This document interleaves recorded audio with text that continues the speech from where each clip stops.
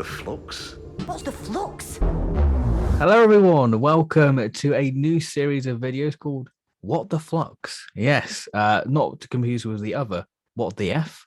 I'm again very joined, different. very different. Once again, I'm joined with a channel regular, Luke. Yes, hello everyone. And what the flux was our reaction when the first attempt at recording this disappeared. It got eaten by the flux. So here we are for round two. Yeah, so fingers crossed this recording goes well. I mean, if you're listening to this, then it's all gone fine.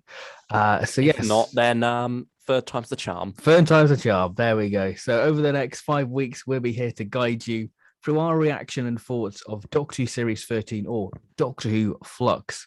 And hopefully we can get the episodes out a little bit quicker because we wanted to rewatch this episode because there's so much to unpack and digest. And we're going to give you our thoughts on that. But before we dive into the episode itself, let's cast our minds back to the beginning of sort of Series 13 with the marketing hype, with the trailer, the whole social media going down. So what was your thoughts going into the episode before it began? You know, were you hyped? Were you pumped? Yeah, I'd say I was pretty excited, to be fair, for a change.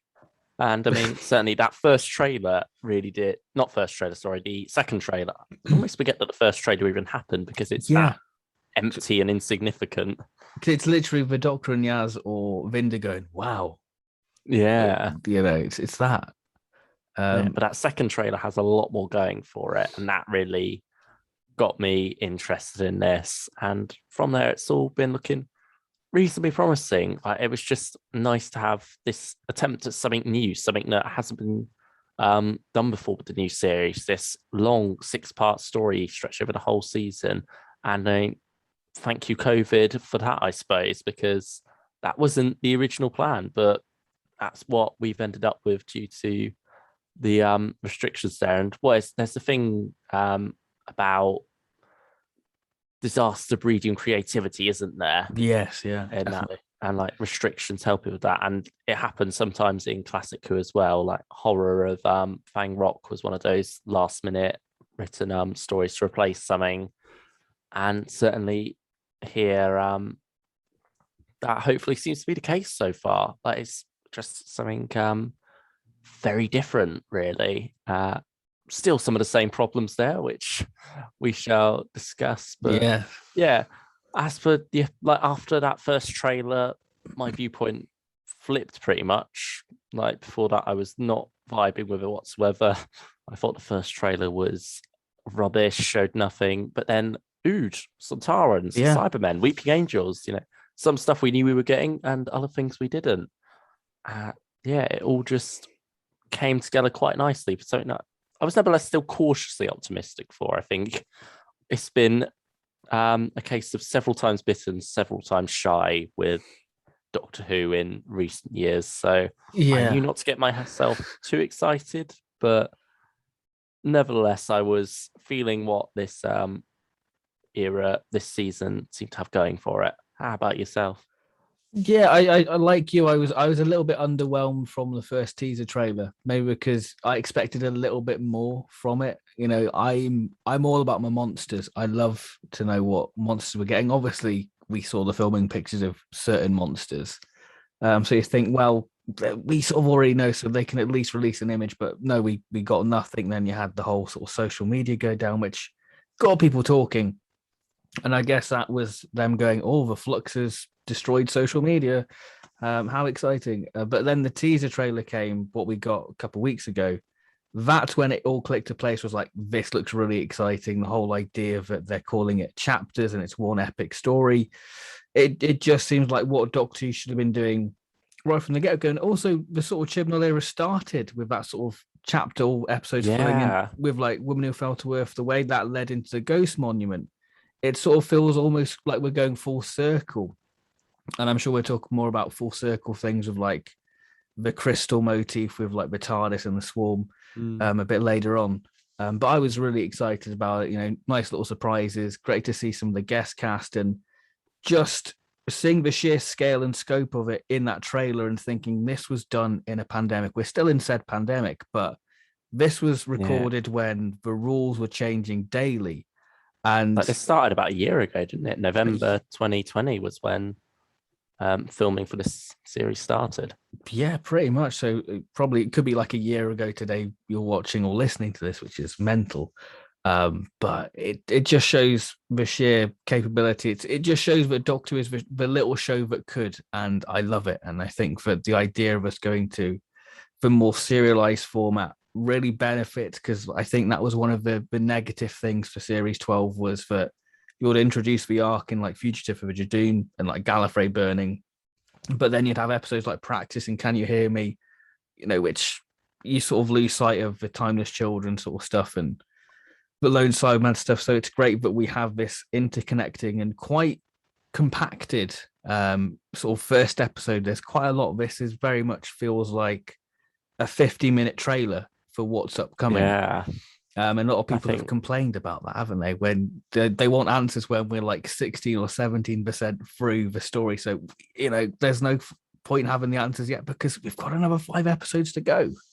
Yeah, there's no rush. And we did get like the occasional answer, like the Carvanista plot line of this episode did sort of have a beginning, middle, and end to it. Like with the reveal that eventually that it was Man's best friend all along. They've come to help. And so that at least had some catharsis to it, I suppose. Like, not everything was completely left dangling, but certainly a lot was. And I'm okay with that because, like you say, 5 more episodes, we're going to get those answers. Fingers crossed, I still yeah, well, yeah. Let's not jump to conclusions here. Series finales tend to be make or break, and my phone's just got off. I'm very sorry. There we go. Series just being a bit annoying there. But yeah, it's very exciting. So, before we dive into the episode, the title, Halloween Apocalypse. This is Doctor Who on Halloween. Doctor Who, one of the shows what definitely suits Halloween, and this episode definitely had moments where it fits Halloween. We had some nice little nods to it with like the little stick thing what the Doctor and Yaz were at the start being like broomsticks when that snapped, and the trick-or-treaters, and obviously the mention of trick-or-treat. So what did you make of that title?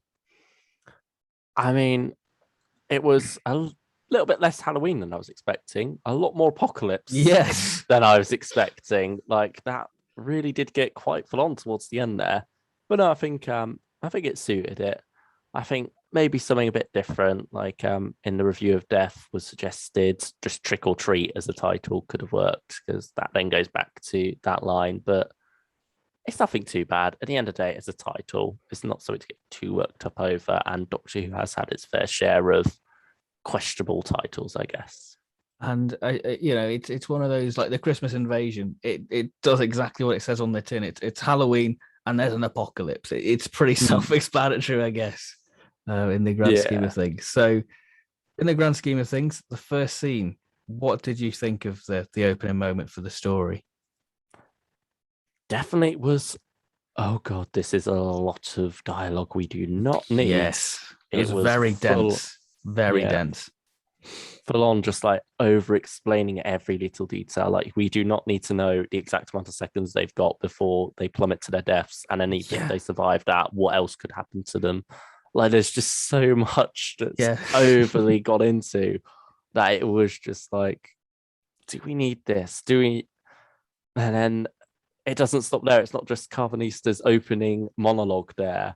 It's the Doctor and Yaz's conversation after that, where Yaz catches up on everything that's happened so far with the Doctor and the handcuffs in her pocket. Then after that, we have the Doctor explaining why she did that, when it's pretty obvious just by saying they are voice activated.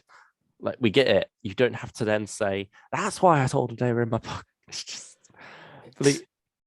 trim it down somehow, please. We do not need all of this. And thankfully, after that, once the action sequence gets going, I was on board. I was enjoying the ride of it. It was some nice visuals, good bit of frills. But yeah, certainly not the most favorable of first impressions. But I like what they're going for with like this being mid-adventure for the Doctor and Yaz. And then boom, get into the TARDIS, pull the lever to take off, and we're going into the title sequence. That I think I vibed with that. It was just nice to have that title. It was just nice to have the title sequence back and be like, oh yes, Doctor Who's back on our screens. But I'm very much in agreement with you about that first scene, because the thing with the Chibnall era, and I think that we both were on the same page, but the Chibnall era is plagued with this common problem of it, rather than show you, it tells you. But it's still showing and telling at the same time, but it rather tell you than show you. You have 79 seconds before you will fall in the acid, and then if you survive that, then the planet will supernova. Well, I'm going to Earth, so good luck with that. So it just feels very clunky, and I think that made me go, oof. Maybe I was wrong to be excited about Flux. Yeah, but that soon changed as soon as we get Dan introduced, because we did have a little scene with the historical figure.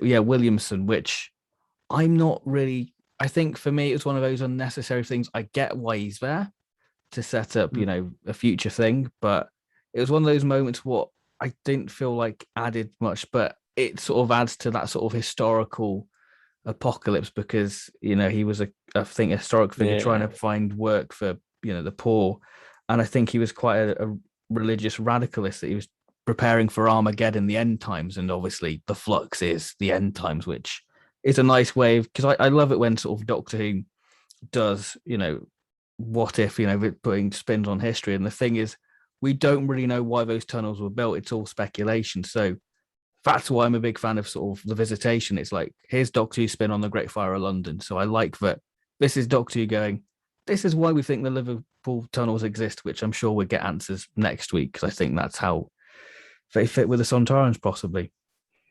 Yeah, I think it's exciting to see where that goes. For me, I did quite like that as an opening scene. I feel like the dialogue there was actually pretty decent by Chibnall standards. Like, it wasn't overly, and it had enough mystery to it as well. I think I'm always a sucker for historical settings and like those costumes. I think it did it for me. And then the way we then transitioned to 201 years later, still in Liverpool, I think that works out quite nicely. So I wasn't too bothered by that. Maybe I was a bit, it was a bit odd that we didn't go back to that for a long while. It's nice that we got that reminder at the cliffhanger. But yeah, I like that we're setting up all these different parts within the same episode, that it doesn't feel like everything's segmented. It feels like everything is pulling together towards one goal.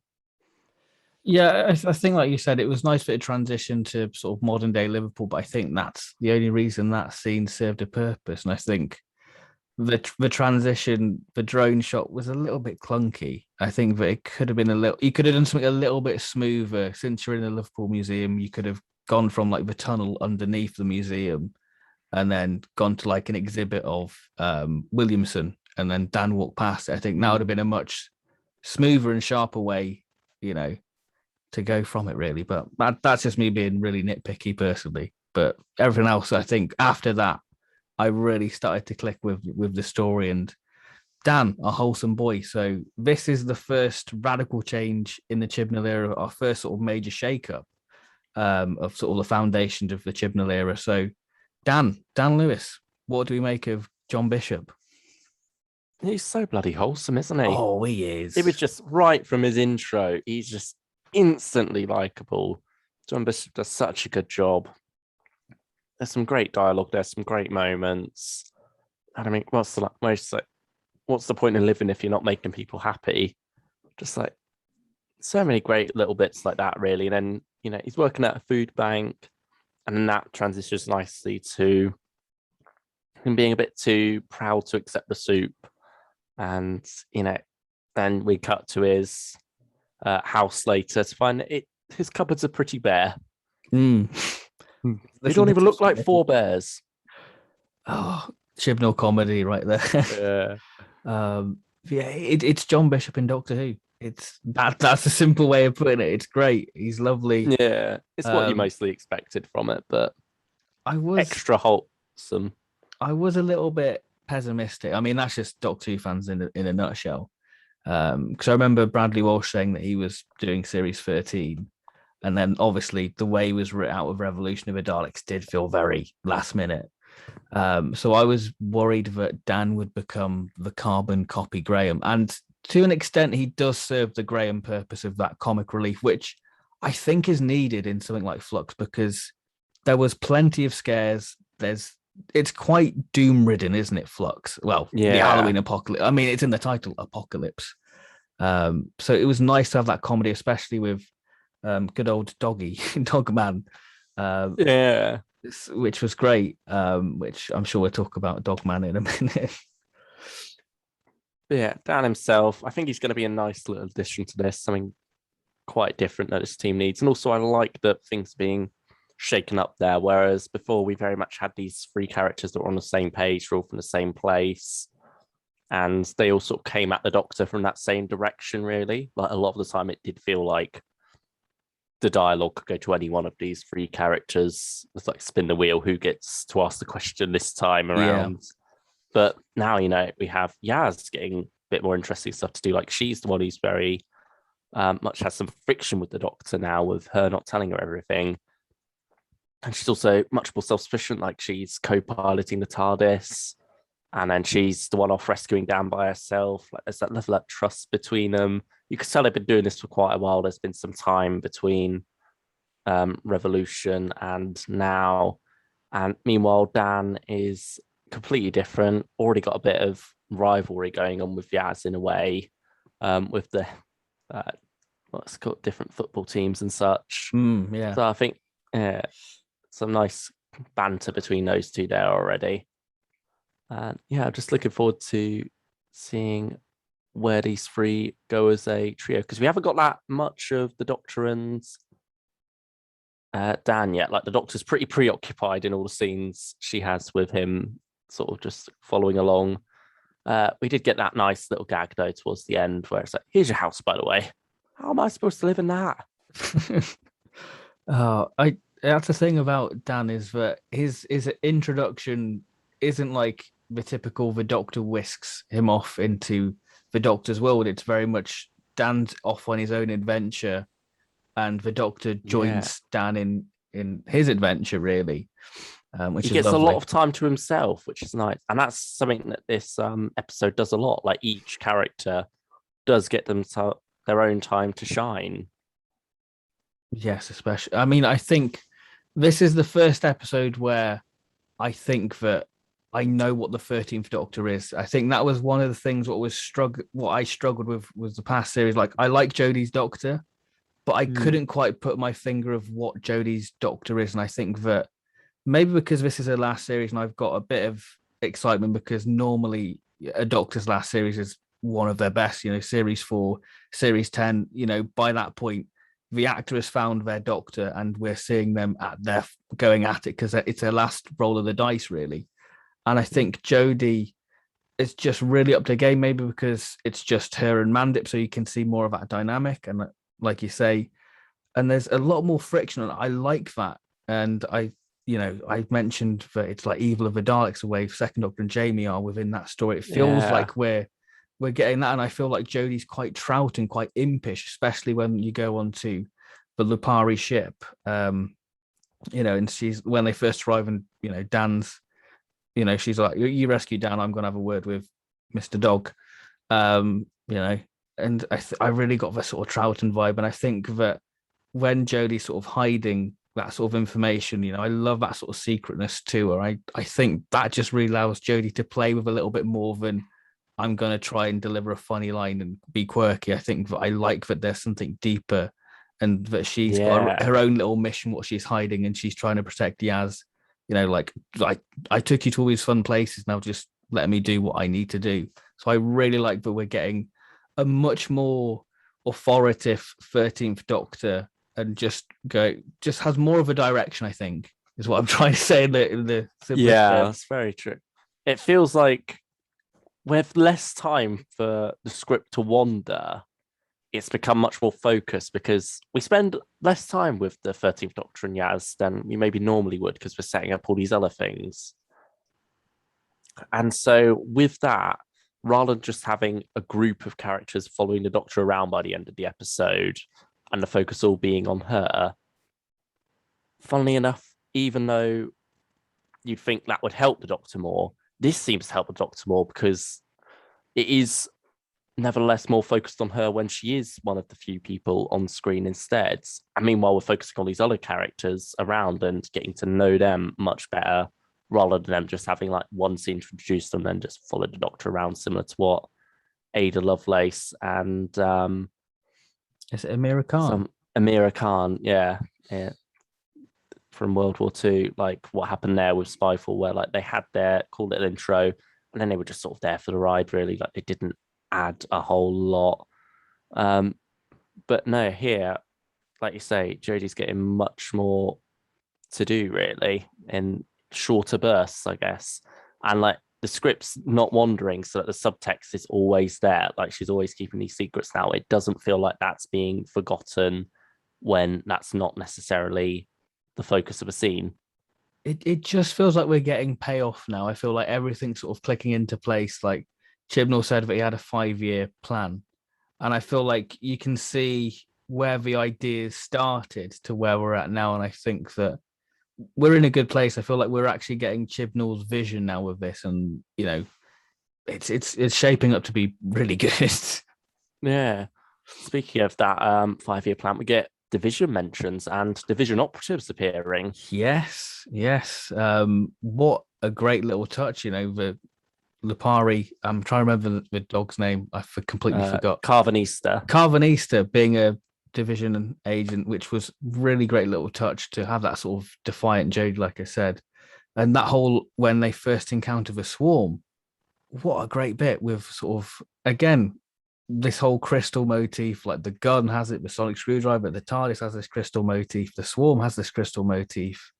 It just feels like things are falling into place. And the swarm itself, perfect monster for Halloween, like that renewal scene, like I guess regeneration, you know, are they part of the timeless child's origin species? Maybe, I don't know. Yeah, it certainly raises some interesting questions. And yeah, I mean, maybe again, that's one of those things where like some dialogue goes a bit overboard, but certainly not as bad as the opening scene. But yeah, it's a really nice scene, really nice setting, and just a great introduction for this creepy, very well performed villain. Like it's Sam Spurrell as like the new swarm, isn't it, after that renewal? And throughout the episode after that, so creepy, like hiding in the shadows in the bedroom. That would give kids a nightmare, wouldn't it? If they wake up in the middle of the night and they see like a shadow crystal figure by their doorway. You know, it's just this episode perfect for Halloween. You know, Weeping Angels as well, which I'm sure we'll talk about in a little bit.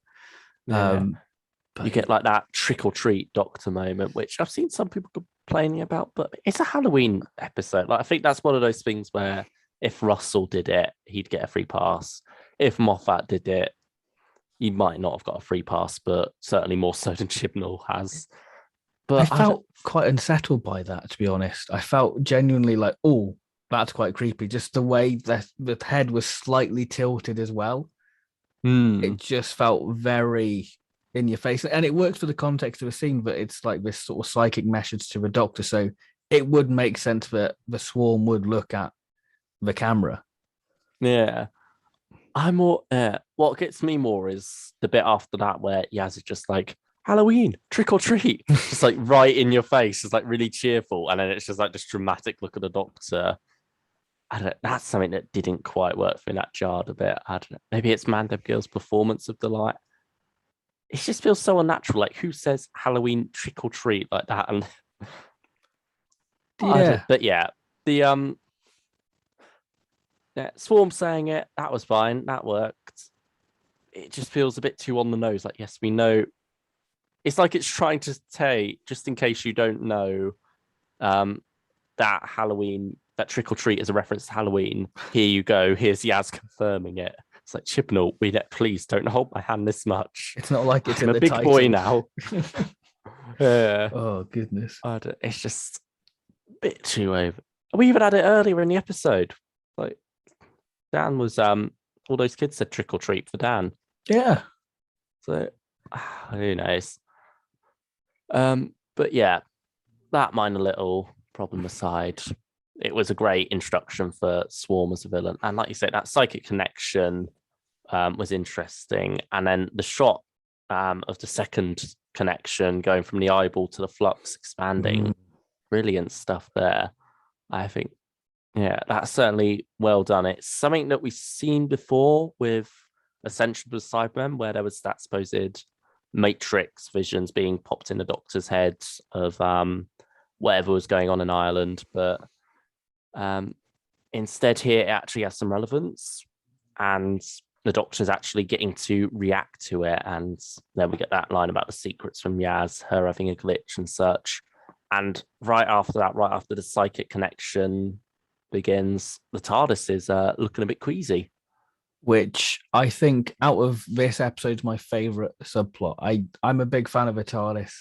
My favorite Doctor Who adventure game was the TARDIS one, because I just love the idea of exploring the TARDIS. And what's lovely about this is that the TARDIS of recent years has just been zipping all over the place, like the pilot where they outrun sort of Heather, going all across the universe trying to get rid of her. And like a Praxis as well as a prime example of them just going world hopping all over the place and saving like the astronaut. I like when the TARDIS is a bit problematic. It creates drama, and that nice uncertainty. And that obviously leads into the cliffhanger, doesn't it? Very much so. And we've got the return of the hammer, the mallet. But this gives me sort of great sort of Logopolis vibes, of Entropy and, the sort of TARDIS and a TARDIS. I love that's such a great visual of like a TARDIS, the police box in the actual console room. I'm a big fan of that. And sort of to see that sort of crystal motif start to sort of decay. Again, like I said, it sort of ties into like Chibnall's motif for the crystals. When we got the logo reveal, it was crystals, wasn't it? Those red crystals. Yeah. And the sonic screwdriver's crystal, the TARDIS is crystal, and then the swarm, a crystalline creature. So it feels like, and the division gun as well sort of has that sort of crystal look as well, don't they? That honeycomb look. So it feels like things are happening, and there's that theory that when Jodie fell to Earth, that it was an alternative, like parallel universe or whatever. Which I like the idea of it, and the TARDIS is sort of reacting to that sort of time sort of in flux, I guess. So I like that theory, but then it sort of feels like all sort of past episodes Jodie's had sort of feels a bit sort of wasted in a way. But I like the theory. But it's an interesting idea, the TARDIS dying in this sort of all other universe, and that'd be quite a big revelation, wouldn't it? Yeah, I think it's definitely interesting that something's now happening with the TARDIS on top of everything else happening. Like, it's just so much going on at once, but it doesn't feel like a mess as of yet. Like, things quite nicely flow from one to the other. Like we said earlier about Liverpool going from past to present, and then later on you got that line where the Doctor says, why have I not heard about this? And who else knows? Boom, cuts Sontarans, they know. Like, there's lots of good little transitions like that I hope keeps going. And I hope that means the series has been thought out. There is like a jigsaw puzzle here, so that it all makes sense by the time we get to the end of it. Well, hopefully it's like a Lupari ship where it just all joins together to make one big thing. Yeah, fingers crossed. That'll be lovely. Which I thought was a lovely moment. I mean, I really like the Lupari, the idea that they are man's best friend. I like that. I like the idea. And that was enough. It's just, they look so incredible. Well, the Carvanista looks so incredibly Doctor Who. It's so 80s Doctor Who, and I love it. It feels like it belongs in E-space, a sort of oriental spaceship design, which I love. I think that's a really like nice twist on a spaceship design. I love the conviction behind it all as well. Like, you feel like there is confidence in the designers for this design. You don't feel like there's that shame of, I'm working on a Doctor Who, I've got to make a dog man. How ridiculous is this? It feels like someone was really excited about that design, and rightfully so. And it sort of gives me sort of Warrior's Gate, because that's got a sort of like the weird like night the Farrells. It sort of has that sort of feel with like the armor and mix with like the Farrells. I'm a big fan. I love my doggos. Yeah, they're good. I think one problem I did have, like more plot wise, is a Chibnall thing of the surprise being more the important than verbatim the reveal switch. making sense. Yeah, and also, it's a nice idea of the twist. Like, oh, you think there's an invasion coming? No, actually, they're here to help humanity. Like they're pair bonded and stuff. But it feels like it's going very full on with Carvanista being this nasty guy at the start, with him like threatening to kill Dan and such. Yeah, it doesn't Early hold up on. on rewatch, does it? Like when you rewatch it, you're like, doesn't make sense, pal. You meant to be guarding him. Yeah, like I did like the idea of, like, he even says it himself, just because I have to save him doesn't mean I have to like him. But you're going a bit overboard with that. Let's be honest here, mate. Yeah. So yeah, that, and like dropping the Doctor in acid or whatever it was, like, I don't know, but I'm not too bothered by it. I think it just about works, but it is something that does feel like it's a symptom of that Chibnall thing of the surprise being more important than it making sense. How about Weeping Angels now, Claire? Weeping Angels, yeah, Claire, the big old point of Claire. I didn't expect the Weeping Angels to be in this episode. Gonna be honest. I do. They did put out a like promo image of the episode beforehand with the Weeping Angel behind Claire, so I knew it was coming at some point, but it was still a nice little moment. So I just thought the Weeping Angels had their episode. I didn't realize how interconnected each creature and character would be within the actual story. I thought each monster would have their own chapter in the Flux saga, but it looks like there is bigger things at play within this. And yeah, the Weeping Angels, like I say, perfect for Halloween. Great way of introducing them. But Chibnall did a remarkable job of reintroducing them. They have their own Snapchat filter. Great way of marketing your monster. And it's just great to see Doctor Who on like a major app having its own filter. So it gets people talking and go, oh, the Weeping Angel in this. I'll give it a watch because they scared me as a kid. So it brings people back into the show because the Weeping Angels are really well loved.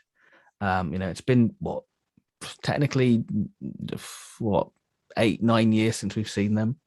Last, if you count Time of the Doctor. Well, oh no, Hellbent. They're in Hellbent. They were in Revolution as well.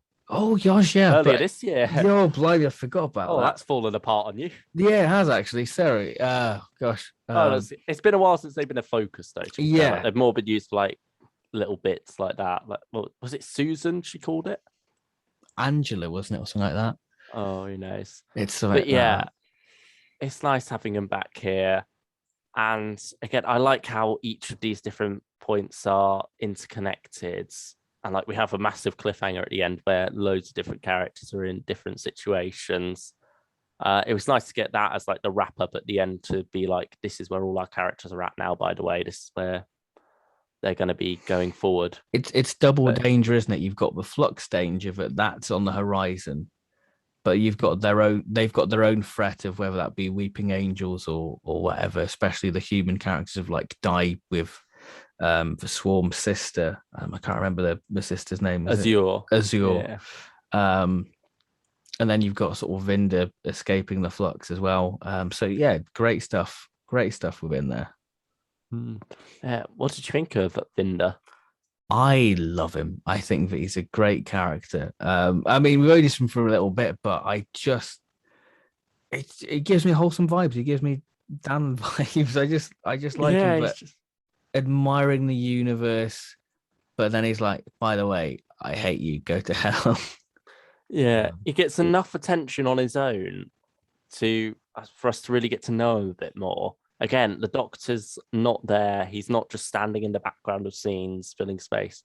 He has a purpose in every one of his scenes. And yeah, like you say, it's just that nice little opening monologue of him where Jacob Anderson really has to carry all his scenes on his own, really. Like he just has the computer to bounce off of a little bit and that's it. But he does that so well. And yeah, just observing the universe really is quite interesting. Yeah, I love his character too. I'm excited to see where he goes. And it looks like I want a Big Finish spin-off eventually. Yes, I hope he does, because he seems like a perfect character to have that. It could be in like a Tortured release, couldn't he? Like the Zachary Cross, or maybe that'd be quite cool. But yeah, like the interview, him mentioning like Paradise Towers and Happiness Patrol, like that he is one of us. He's not Yeah, that they are deeper deep. cuts. It's It's not like like not. I hid behind the sofa. Yeah, Daleks are scary, aren't they? Yeah, I'm really glad I'm on Doctor Who. Like you can tell that there's passion there for him to be in the story, which is great, and that it means something to him. That it's not that generic story what we've all heard. Yeah, it's like you say, it's very wholesome. Absolutely. And obviously his ending in this story isn't very wholesome because you get that great CGI. And this is one thing about this story is because we're not going abroad to these different locations. Yeah, they've The, saved on the plane tickets. they've saved on the plane tickets, and that's gone to the CGI. And this story, at the start, maybe with like the acid, maybe not looks a little bit ropey at times, but when you get more and more into the story and The like planet's just getting consumed by the by the flux. flux. It's all the flux itself. It all looks very well done. Very good CGI there. I mean, there is a little bit where I found a little bit ropey. Is it the When scene on the planet yeah, where and you you see like the cut green people? yeah, and I was like, if that's going to be used on like a mocking Doctor Who, I just think that it plays to that bad stereotype of Doctor Who. Mm, I was like, oh, that made me wince a little bit, but that's just Doctor Who, and it's camp fun. But yeah, one thing that's what go on. it is nice to have that more human perspective. Well, not quite human, but personal perspective of a planet being destroyed.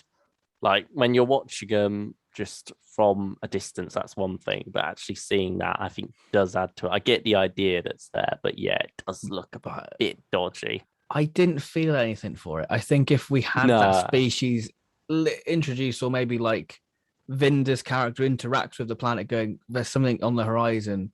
Can you check it out?" And like he's communicating, then we see them being decimated. oh, that's an interest. Yeah, that would You have been you nice. probably would have felt a little bit more going, "Oh, that's a whole civilization gone from history." You know? Mm. Yeah, it is one of those things that I think Russell does do better. Like you get, like you say about the whole civilization gone from history, that does very much feel like a line he'd write and probably has written actually at some point. I Yeah. think you do get moments like that with the 10th Doctor in particular, where he's very somber. Um, but yeah, never. I think Chibnall's done well enough with what we got there from Vinda and like seeing the scale of it as it expands. That's all. Yeah, I did like that scene nevertheless. And one thing what I like about the Chibnall is just the way the TARDIS materializes in space. Mm. Absolutely good. Just having Dan, the Doctor, and Yaz just look out, it was just wonderful. I love it. It's just, and then you get the flux on the horizon. It's just really good stuff. Really Yeah, all beautiful. this. Really I think. beautiful. Yeah. I think for me, the weakest part of the episode was like that scene introducing Azure and whoever she was with, the guy who gets like disintegrated in bed. Yes, like, oh yes, the chilies are in the fridge. Yeah, like that is very much Chibnall humor. Now Yeah. plots with we did not receive the warning thing. Like that's something that we'll have to see where that goes in future, but that just all seemed a bit bizarre. I could have used a bit more context for I that. think it had that strange world hopping, which quite the Chibnall era seems to love, like Spyfall and Praxis. Like it, yeah, it just seems a bit bizarre, really. I think at least it feels like it serves more of a purpose here to really give it a larger scale Yeah. rather like when we're going to these different perspectives. Whereas when it's just the characters going to this warehouse in where was it, Japan or somewhere, wasn't there? Yeah. And then but for no like it doesn't really add anything to the plot that they're over there and then they get back into yeah. I feel like you've already got the scale in the story, from history with, Williamson Mm. and his tunnel to like across the universe with like the Lupari and the Sontaran. So I feel like there's already scope and scale there. So you don't need to world hop all over Earth because it's all happening at once around the universe. Mm. One thing I will say about that actually is it did give me similar vibes to um Ruth and the guy she was with before he got killed, and Yes. then she found out that sort Yeah. of Yeah, I get similar vibes there. I Maybe mean, because Chibnall's just written them too similar, hmm. or maybe because there's actually some intention there and it is connected to Division somehow. I mean, I imagine it is because that seems to be a big thing this series. I mean, speaking of Joe Martin, do you think she's going to appear in Series 13 I or feel the like she, Flux? yeah, I feel like she's got to at some point. Like, we know the Doctor has history with Swarm that we haven't seen. I feel like at least a flashback scene or something between the two. I I could see would it love, happening. I would love an episode. Episode 3 seems really ambiguous, and I feel like they're hiding something with episode 3. And I feel like we could get an alternate Gallifrey, and it would just be great to have Joe Martin have a full episode to herself because I love Joe Martin. I think that she was great for what dialogue she had was basically shut up, stand there, and be quiet. Great, I love that sort of Doctor, Sixth Doctor, 12th Doctor, Third Doctor, that sort of vibe. And I think now we know Russell's taking over. It's becoming less likely that Joe Martin's a 14th Doctor. So let's enjoy Joe Martin while Chris Chibnall's at the helm, and we can have stories with her. Yeah, that's very true. And I think that would definitely be the right place for it to get some of that going now, really, before it's too late. Oh, bless you. And Chibnall himself did say in an interview that he is hiding some things. He's not revealed all the guest cast. So Joe Martin certainly would be one of the ones that would make sense. I hope so, because they went all out with that TARDIS console. I just, and that Joe Martin's costume and everything. They've got to make the most. I mean, speaking of other timeless doctors, could Claire be a timeless doctor? Yeah, I'm not really seeing that. I mean, yes, the whole the long way around line, isn't it, that's getting people, but I don't know. I could be wrong, but I'm not really getting that vibe from it. It She seems seems human, but to have some sort of weird connection with the Doctor and Yaz. It seems one of those too obvious things, what you overlook it, but then you think back going, oh, it makes sense if it was revealed, Whereas Moffat wouldn't do it because it's too obvious. I'm gonna because Moffat's all about the twist, and it not making sense. But I love you, Moffat.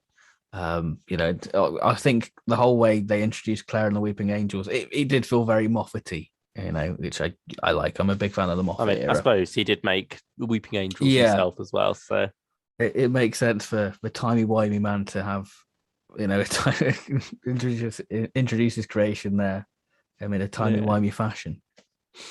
Yeah, I wasn't too sure about certain parts of the scene itself, though, like the way the angel just appears randomly on the street. I don't know, it feels like maybe you could have revealed that a bit more dramatically. Like maybe just after she says home the long way round and walks off, we then cut to the Doctor and Yaz and the TARDIS, don't we? And then go back to her a bit later. Could we not have maybe had like a weeping angel just in a nearby window looking out at her as she goes off? See, I was expecting TARDIS to dematerialize, weeping angel there. Yeah, that's true. I was expecting her to just pop, disappear, weeping angel reveal. But no, it's a slower reveal. Just like the shot itself that actually reveals them does just feel a bit bland, especially when you compare it to the Sontaran reveal and the way that's led into. The Sontaran's definitely got the better end of the deal at that one. Should we talk about the Sontarans? Yeah, let's go for it, because these are very, very well done, I'd say. I find myself excited. Yes, that's us for Doctor Who for a change, isn't it? Literally, that's the line to sum up, Halloween Apocalypse with both of us. And the line to sum up series 11 and 13, really disgusting. Oh, damn. But yeah, Chibnall, you're on to a winner. But yeah, the Sontarans, we've sort of not spoke about the design because we've done streams and that, and we've sort of avoided it. But now we can talk about it. What a great callback to Links in terms of like the mask as well, and just the costume. Tongue. Yes, that's more performance than mask, but yeah, a great little nod. And having Dan Starkey back as a Sontaran. Great little thing to see him back in the story. I didn't expect to see him back, but it's great because obviously he knows the Sontarans inside out from playing them from way back in like 2008 to being them on Big Finish. So it's great. Obviously, he probably would have give the Sontaran commander probably tips on how to be a Sontaran. Maybe, I don't know. Yeah, like it's nice to get this much more classic feeling Sontaran as well. Not to dismiss the new series, like the RTD era design, but it does feel very much like a departure. And I feel like some Russell and early Moffat, like the Silurian design, feels almost like it's not ashamed of the classic series design, but it's like poking fun of it, going, "Oh, that was good for the time, isn't it? But we could do much better now. Like this is modern day. We can do so much more stuff." When this is a design that looks at the classic design and says, "That is great. Let's just take that and build on it a bit more. We don't need to go from the ground up. We'll just modernize the classic design." And I think that's something that's been a trend in media in general recently, like with superhero costumes back in with the first X-Men films. It was very much all black leather, all quite bland. Like we can't be looking ridiculous in our superhero costumes. Cut to now with the Suicide Squad, where we've got them in spandex and pajamas and stuff, and it looks some ever so slightly ridiculous, but there's conviction there. It's played seriously. The way it's shot doesn't make it seem like a joke. It takes itself not too seriously. It knows when to have a laugh, but at the same time, it knows that it's not a joke. And I think that's the same with this Sontaran design. It knows that the Sontarans are ridiculous. The Sontarans are these imperialist potatoes. And the writing gets the balance very well too. Like there's some good comedy here. There's some good Chibnall comedy for a change. And just that whole scene really gets me excited. I think that's the best way to describe it, isn't it? Yeah, everything just comes together nicely. Like it takes itself seriously enough, but can also have a laugh. I think the thing is, Chibnall just really gets the classic monsters and villains, like everything what he's, from the Master and the Daleks, wrote for them, Cybermen, he just nails them, and I'm excited to have the Sontarans, see what he does with the Sontarans, because I feel like he just gets what they are in the Doctor universe, and I think that it's going to be exciting, especially the setting, the Crimean War. The Sontarans just fit historical settings, don't they? And I think they that really do. The fact that these Sontarans are sort of battle hardy, they've weathered, they don't look all pristine. They look like they are warriors, and you can see that they are this warmongering race. When you look at those Sontarans, like, yeah, they are bred for war, to quote that DVD box set.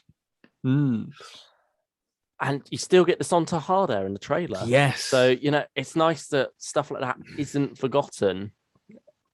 So it is very much an amalgamation of everything that's come before. It's like everything that the Sontarans worked before is coming back here in this design. And I'm very excited to see them in action next week. And some great lines in the trailer as well. I accept your offer of a massacre. I'm excited. Yeah, you do find yourself excited. Yeah. But yeah, I'm sticking my tongue out right now. It's okay for the doing podcast. The tongue thing. Take that out of context. That'll be something completely different. No, but just the sweeping shots of like the Crimean battle and just seeing Sontarans actually fight. It's brilliant. It's so exciting, and the Chibnall era. One thing what it's really excelled at is historicals. We've got Mary Seacole, a lesser-known historical figure, very much in the shadow of Florence Nightingale. Big Finish did a 12th Doctor story with her last year, which was very good. So it'd be interesting to see how that compares to, in terms of portrayal, how they can portray Mary Seacole. One thing I do worry about there is it feels like a typical 13th Doctor fangirling moment. As that was, oh my gosh, you're Mary Seacole. You did this, this, and this, and this, and this. But great. Look, not Graham. Yeah, Dan. It's Mary Seacole. She did this. I'm going to give you a history lesson now, boy. She's great. And then, yeah. And I think it's fair enough. you're including these historical figures for children to learn about them as well, and some adults too, getting some more detail. But when it's the same reaction from the Doctor, I mean, I'm hitting it before it's even got up, aren't I? Like, we haven't actually seen this scene yet, but from just based on the little bit of it in the trailer, I find myself worried. Just a little, but I'm sure it's just one scene. I'm not going to let it knock me. I feel like this is the episode what most fans have got their eyes on, because it was our first glimpse at the series, and you know it looks incredible. I'm a big fan of the money shot of the trailer, isn't it? Yeah, that's all. It really is. It really shows that this is Doctor Who, and we're gonna go all out in it. It certainly looks it. And you know the BBC excels at sort of period drama and the costumes, so it's gonna look stunning with our potato boys in the mix of it all. Yeah, I think one of the things that they said on the run up to this is the Doctor's biggest adventure ever. And you sort of like almost scoff at that, thinking, yeah, of course you're going to say that. You're marketing this. We've had big adventures before. We've had Journey's End. We've had The Big Bang. But no, it really does feel like they are staying true to their words with that. Certainly one of the biggest. And yeah, I'm just excited to see it play out, because we're only 1/6 of the way through. We've got a lot more to go. Yeah, and I think that's a good way to wrap up this episode, and we'll see you for War of the Sontarans. Do we want to quickly rate? Yes, we can do. I mean, we already know, because we already know. We've done it once before. No secret. But, let's go for that. So for me, 8 out of 10 for you. Yeah, 8 out of 10 for me. And then 8 out of 10 for me. So we're on the same page. This is a good starting point. Halloween Apocalypse, both 8 out of 10. Will we stay the same for Chapter 2, War of the Sontarans? Very classic title. We'll have to wait to see. Who knows? And if you are disappointed with that title, if you think, well, isn't every Sontaran story the War of the Sontarans? Isn't every Dalek story Evil of the Daleks? Or of Death. A Doctor episode is always of Death. Yeah. Not Doctor Dances. True. Lives. There you go. Yeah. Moffat ended up doing that a lot in the end. A lot of Everybody Lives Up. But yeah, nevertheless, most of them are of Death. But yeah, very exciting. Hopefully that episode will drop on Monday. Because I think for this one we just wanted to revisit it so we can unpack everything. And we'll have our reaction to War of the Sontarans hopefully Monday. So please do comment down your thoughts on Doctor Who Flux, your theories. Be very interested to know what you think of it so far. And we look forward to seeing what you have to say. And we'll see you next time for more What the Flux. in episode 2. So thank you, everyone. And we'll see you then. Bye-bye. Bye, everyone.